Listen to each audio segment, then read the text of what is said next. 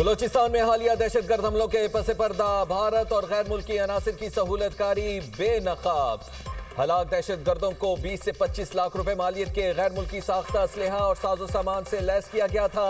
M16 और M4 rifles, rocket launchers, aiming lasers शामिल हैं। दहशतगर्द नाइट विजन गॉगल्स, कॉम्बैट ब्रेजर्स, जबकि बुलेट प्रूफ जैकेट्स और वायरलेस सेट से लैस थे। हालांकि दहशतगर्दों से बेहिस करने वाली नशावर अद्वियात और इंजेक्शन भी बरामद हुए। दिफाई माहिरीन का कहना है एहसास महरूमी और लापता अफराद का झूठा बयानिया घटने वाले दहशतगर्दों को लाखों रुपए मालियत का असलहा और सामान कौन फराहम कर रहा है। भारत के सिक्योरिटी मुशीर अजीत दोवल के बलोचिस्तान से पाकिस्तान को महरूम करने के बयान ने इन शवाहिद की सदाकत को मजीद उजागर किया। सर, ये ऐवान बलोचिस्तान में हालिया दहशतगर्दी के वाक़यात की शदीद तरीन अल्फाज में मजम्मत करता है, जिनमें न सिर्फ मासूम शहरियों को निशाना बनाया गया बल्कि ख़वातीन को बतौर हथियार इस्तेमाल करने जैसे घिनौने और गैर इंसानी हरबे अपनाए गए। ये ऐवान सिक्योरिटी फोर्सेस, कानून नाफिज करने वाले इदारों, सूबाई हुकूमत बलोचिस्तान और सिविल इंतज़ामिया के बर वक्त और मौसर इक़दाम को सराहता है और शोहदा और ज़ख्मियों के अहल खाना से मुकम्मल यकजहती का इजहार करता है और रियासत अपने अवाम के तहफ़्फ़ुज़, अमन और कौमी सलामती पर किसी सूरत कंप्रोमाइज़ नहीं करेगी और इसे यकीनी बनाया जाएगा। कौमी असम्बली इजलास बलूचिस्तान में दहशतगर्दी वाक़यात के खिलाफ मुज़म्मती करारदाद मंजूर। करारदाद वफाकी वज़ीर बराए पार्लिमानी उमूर तारिक फजल चौधरी ने पेश की। मतन के मुताबिक दहशतगर्दी के मुतअद्दिद वाक़यात में दस्तयाब शवाहिद बैरूनी सरपरस्ती की जानिब इशारा करते हैं। दहशतगर्दी के वाक़यात में हिंदुस्तान के किरदार के हवाले से संजीदा खदशात मौजूद हैं। दहशतगर्दी के खिलाफ जंग में सियासी इख्तिलाफात से बालातर होकर कौमी इत्तेहाद वक्त की अहम ज़रूरत है।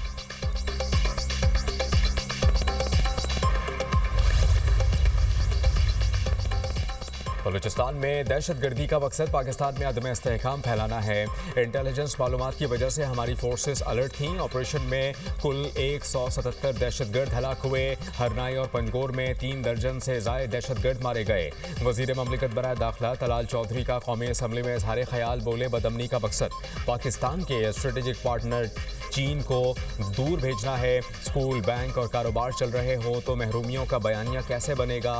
पुलों और राबता सड़कों को क्यों उड़ाया जाता है। बलूचिस्तान को पंजाब से NFC के तहत 40% ज़्यादा हिस्सा मिलता है। पाकिस्तान गुमशुदा अफराद के एतबार से तरक्की याफ्ता ममालिक से बेहतर है।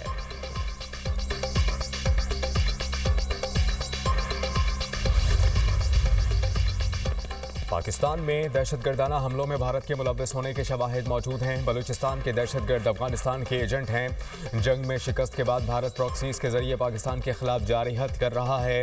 वज़ीर दिफा ख्वाजा आसिफ कहते हैं कि बलूचिस्तान में दहशतगर्दी का भरपूर जवाब दिया जाएगा। बलोच कौम की मदद से हम भारत और अफगानिस्तान को शिकस्त देंगे।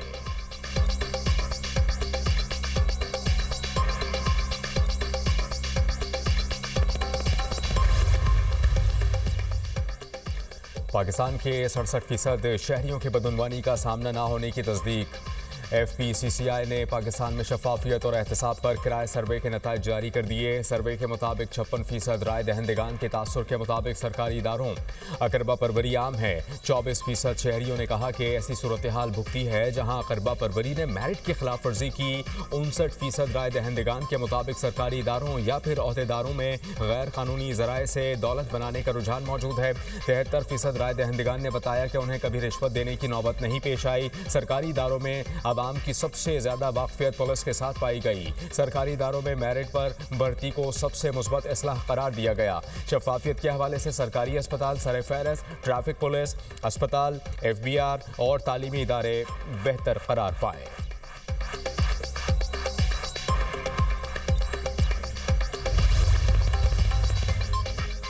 बदउनवानी के खात्मे के लिए भरपूर इक़दाम किए। सर्वे दुरुस्त हक़ाइक़ तक पहुँचने के लिए किया गया। एक सियासी गिरोह ने मकसद हासिल करने के लिए सत्यानाश और बेड़ा गर्क जैसे लफ्ज़ बोले। वफाकी वज़ीर एहसन इकबाल कहते हैं कि एक मुनज़्ज़म तरीके से पाकिस्तान की पहचान को मजरूह किया गया। एक झूठे बयान की वजह से PIA को शदीद नुकसान पहुँचाया गया। सियासी बयानिए पर रिकॉर्डिंग पर भी कहानी घड़ी गई।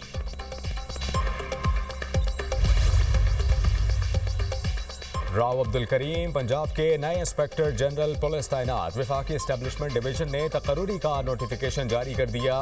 पंजाब हुकूमत ने आईजी पंजाब के लिए 3 नामों का पैनल भिजवाया था। राव अब्दुल करीम इससे कबल additional IG special branch Punjab के तौर पर खिदमत अंजाम दे रहे थे। Rao Abdul Karim DPO Jhang, DPO Mianwali, DPO Kasur तैनात रह चुके। राव अब्दुल करीम आरपीओ गुजरांवाला भी तैनात रहे। Rao Abdul Karim additional IG patrolling police भी फराइज सर अंजाम दे चुके। डीजीएफआईए रिफत मुख्तार का तबादला, डॉक्टर उस्मान अनवर डीजीएफआईए तैनात कर दिए गए।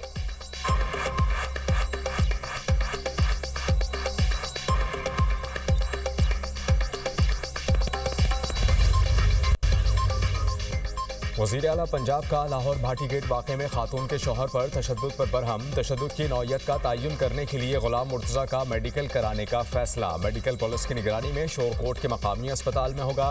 रिपोर्ट आने के बाद तशद्दुद करने वाले अफसरान के खिलाफ मुकदमा दर्ज होने का इम्कान। गुलाम मुर्तज़ा ने एसपी सिटी और एसएचओ पर तशद्दुद का इल्ज़ाम आयद किया था।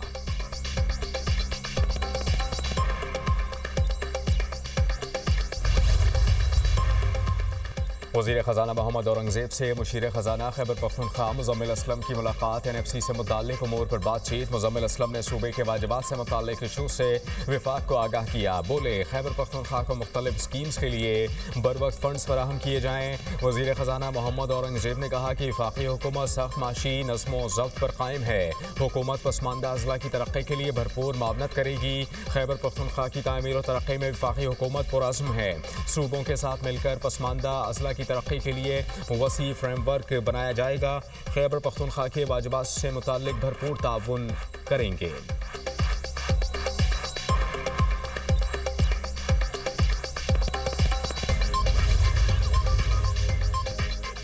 जजेस को जज्बात नहीं कानून के मुताबिक फैसले करना होते हैं। अदालतें ज़ाती अखलाकियात या हमदर्दी से कानून की जगह नहीं ले सकती। वफाक़ी आईनी अदालत ने सिंध हाई कोर्ट का फैसला कलअदम करार दे दिया। सिंध हाई कोर्ट ने तालिबे इल्म को स्पेशल सुपर सप्लीमेंट्री इम्तिहान देने की इजाज़त देने का फैसला दिया था। वफाक़ी आईनी अदालत के मुताबिक कानून ज़ाब्तों या रेगुलेशन में ऐसे इम्तिहान की इजाज़त मौजूद नहीं। हाई कोर्ट हमदर्दी, मसावात या ज़ाती एहसासात की बुनियाद पर हुक्म जारी नहीं कर सकती। पाकिस्तान अफराद नहीं बल्कि आइन के तहत चलने वाली रियासत है। आर्टिकल 187 के तहत हमदर्दी का इख्तियार सिर्फ सुप्रीम कोर्ट और वफाकी आइनी अदालत को हासिल है।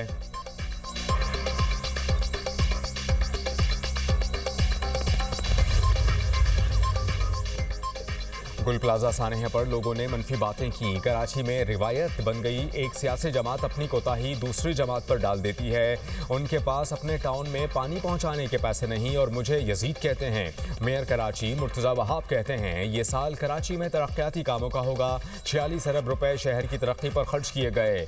इस माह के आखिर तक 5.5 अरब रुपए की लागत से 26 सड़कों की बहाली मुकम्मल हो जाएगी।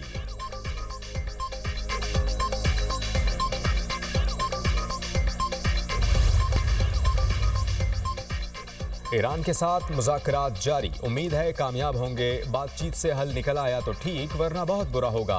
अमेरिकी सदर डोनाल्ड ट्रंप की मीडिया से गुफ्तगू, कहा कि हमारा बड़ा बहरी बेड़ा ईरान की जानिब बढ़ रहा है। फौजी कार्रवाई से मुतालिक सवाल पर जवाब देने से इनकार, कहा कि हमने दुनिया में 8 जंगें रुकवाई हैं। रूस यूक्रेन जंग रुकवाने पर काम कर रहे हैं। अच्छी खबर की तवक्को है। कार्रवाई के बाद वेनेजुएला की क़यादत का रवैया तब्दील हुआ। अमरीकी सरहदें महफूज बना दी। अब कोई गैर कानूनी तरीके से नहीं आ रहा। मेरे एप्स्टीन स्कैंडल से कोई लेना देना नहीं। अमरीकी सनदों के लिए अहम मादनियात का स्ट्रेटेजिक जखीरा कायम करने का ऐलान। अमरीकी बैंक 12 अरब डॉलर्स की सरमायाकारी करेंगे।